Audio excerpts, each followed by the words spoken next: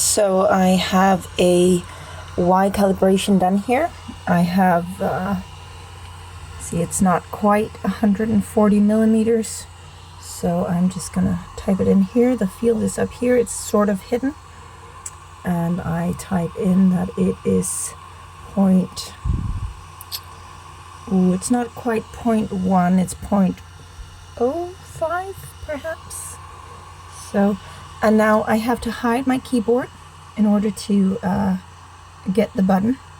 Now you see it's not actually accepting that, so perhaps it is a dot instead of a comma. Nope, it's not eating that. So I could tell it 1.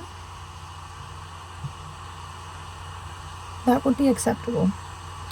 Well, that's what I put in before. That's the one I just placed that next to it. Sure, let's go with that one. That's the closest thing. But that is how to enter the Y calibration.